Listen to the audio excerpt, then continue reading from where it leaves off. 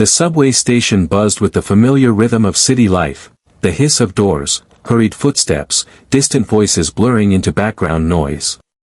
Elijah, a young black man in his late 20s, adjusted his backpack as he stepped onto the platform.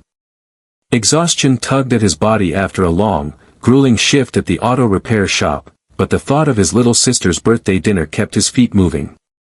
When the train screeched to a stop, he squeezed into the already crowded car, finding a spot near the door. One hand gripped the overhead bar for balance.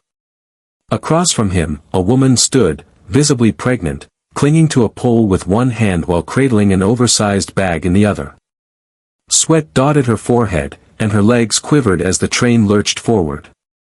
Without hesitation, Elijah stood up. "Here, ma'am," he said gently. "You look like you could use this." The woman hesitated, a flash of embarrassment crossing her face, but then offered a grateful smile.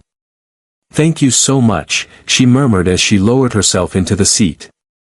Elijah nodded and shifted to stand near the door again. He checked his watch. Still time to make it to dinner, if everything stayed on schedule.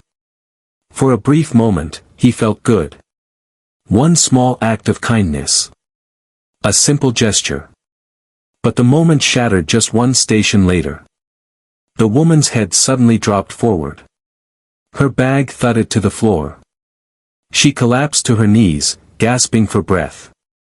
The train car fell into stunned silence. "Someone help her," a man shouted. Elijah instinctively moved toward her. "Ma'am? Are you okay?" he asked, crouching beside her. Panic rippled through the train.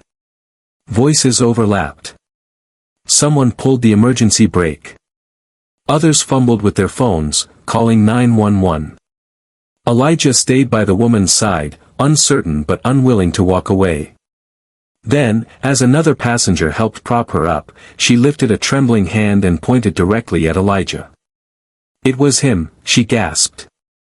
He did something to me." The car went still again. But this time, with suspicion. At first, Elijah thought he'd misheard. What do you mean?" he asked, his voice low, stunned. The woman repeated herself, louder. "He did something to me." She clutched her stomach, grimacing. Around them, unease grew. Murmurs began to spread like wildfire.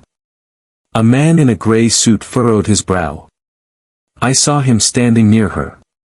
"What were you doing close to her bag?" Elijah blinked, trying to process. "I wasn't near her bag. I was by the door. The whole time." But it didn't matter. People were already building their own version of the story. A woman with a stroller whispered something under her breath, her eyes on Elijah. An older man with glasses moved between Elijah and the woman as if to shield her. "Someone call the police," a voice shouted. Elijah's stomach dropped. "Why?" "I didn't do anything," he said, frustration creeping into his voice. "I just gave her my seat." The train stopped at the next station, and within moments, 2 transit officers boarded. Their presence only deepened the tension. "What's going on here?" one asked, surveying the scene. Passengers rushed to speak.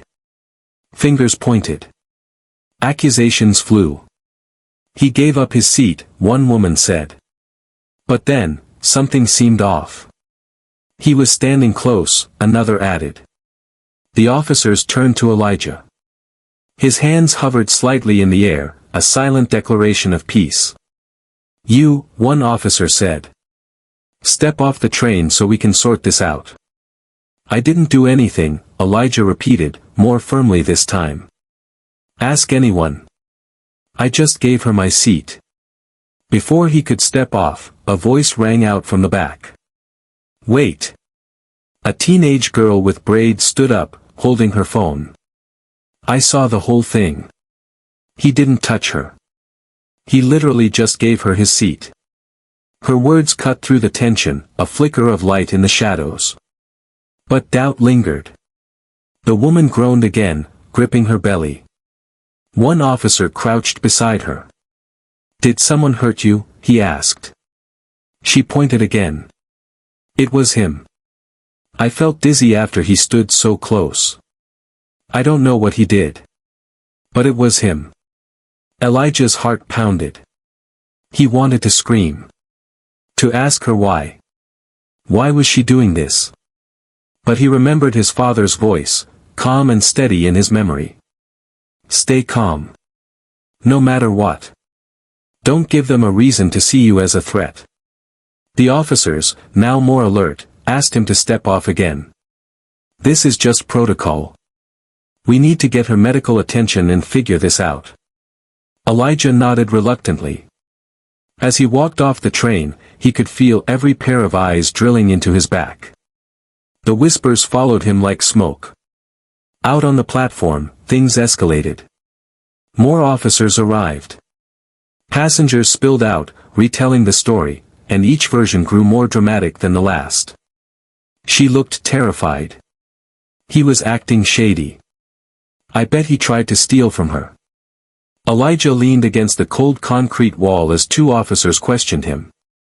So let me get this straight, one said. You gave up your seat. And that's it? Yes, Elijah answered firmly. That's it. I don't even know her. Then why would she accuse you? The other asked. People don't just make that up. Elijah clenched his fists, forcing himself to stay calm. Maybe she's confused. Or something else is going on. But I didn't do anything wrong. A woman in a red coat stepped forward. I saw him too, he was standing kinda close. You know what I mean. Elijah turned to her, stunned. What? I was never near her, except when I offered my seat. The officer turned to her. Did you see anything suspicious? No, she admitted. But you can't be too careful these days. The words hit like a punch. Elijah's voice rose. This is ridiculous. You're taking guesses and gut feelings over facts. Check the cameras if you don't believe me. We're working on it, one officer replied. Just cooperate. The crowd buzzed with speculation. He probably slipped something into her drink. Or tried to rob her. He's way too defensive. Elijah felt his blood boil. But then, the teenage girl stepped forward again. This time, she held up her phone. I recorded a TikTok. The whole thing. He didn't touch her.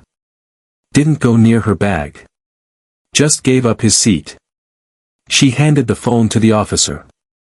They watched in silence, Elijah minding his own business, standing by the door. The moment he stood. The distance he kept. No contact, one officer admitted, handing the phone to his partner. The other officer turned to the woman. Ma'am, are you absolutely sure it was him? Tears filled her eyes. I don't know.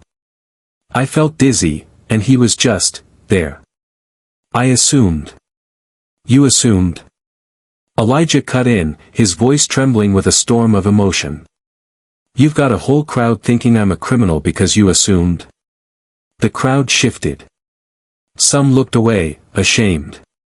Others stood firm in their suspicions. A paramedic approached. Her blood pressure is dangerously low, that could explain the dizziness. But we need to get her to a hospital. One officer turned to Elijah. We're not detaining you, he said. But we need a report. Stay nearby in case we have more questions. Elijah nodded stiffly. The damage was done. As the crowd thinned, he stayed rooted on the platform. He saw the teenage girl again, scrolling on her phone. She caught his eye and offered a small, sympathetic smile. Thanks, he said quietly. For speaking up. She shrugged. It's just messed up. People always assume the worst, for no reason. Elijah nodded slowly. It's not no reason. I've seen it before. Moments later, the officer returned. We reviewed the security footage, he said. You were telling the truth. You're free to go. Elijah let out a slow breath. I told you that from the beginning. The officer shifted uncomfortably. We had to be thorough. You know how it is. Elijah stared at him. Do I? The paramedics returned from the ambulance. She's stable now, one said. Turns out it was low blood pressure. Could have happened anywhere. Nothing to do with anyone on the train. The officer nodded. Just a big misunderstanding. Elijah laughed bitterly. A misunderstanding, he repeated. You have any idea what it's like to be treated like a threat? For helping someone? The officer looked down. It's over now. You can go. Elijah shook his head. It's not over. For you, maybe. For me, this'll stay with me every time I get on a train. Later that night, Elijah sat at his sister's dining table. Laughter and the glow of birthday candles filled the room, offering a brief escape from the weight of the day. On the balcony, his sister handed him a cup of coffee. You okay? She asked. He hesitated. Then told her everything.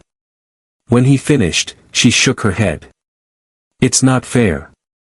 You did the right thing, and still ended up being the bad guy. Elijah nodded. It's not just me. It happens all the time. I was lucky someone had my back. Not everyone gets that.